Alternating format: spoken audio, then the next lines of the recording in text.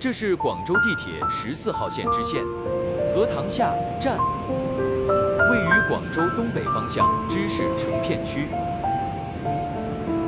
出门就是知识城南公交总站，还有中山大学附属医院。这个站修得还是很漂亮的。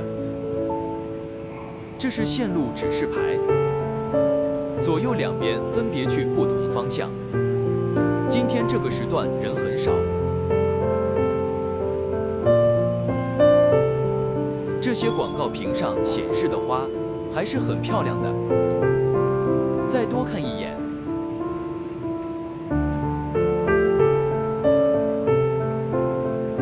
14号线所有站点名称都在上面了。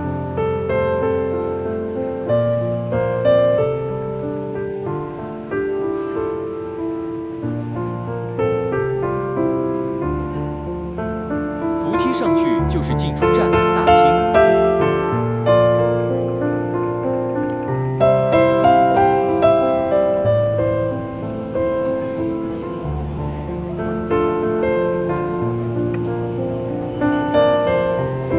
垂直电梯在对面。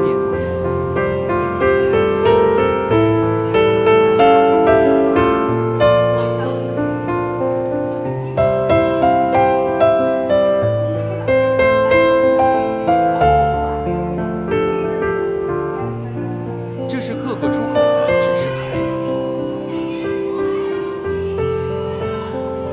我用的是广州地铁乘车码，也可以直接用羊城通。地铁卡和地铁公交一卡通。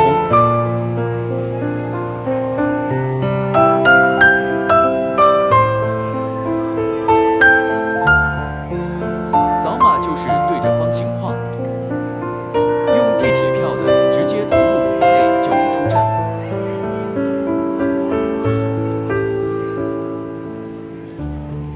右边 B 出口，左边 C 出口，分别在九龙大道的两边。这是自助购票机，用微信、支付宝扫码或者现金支付购票。我要从 C 出口出去。这个出口的扶梯是分两段，距离还有点远。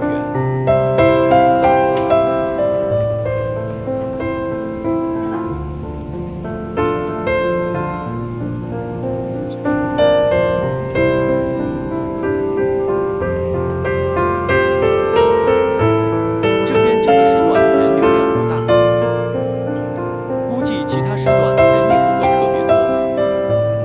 总的来说，整个知识城片区人还是少。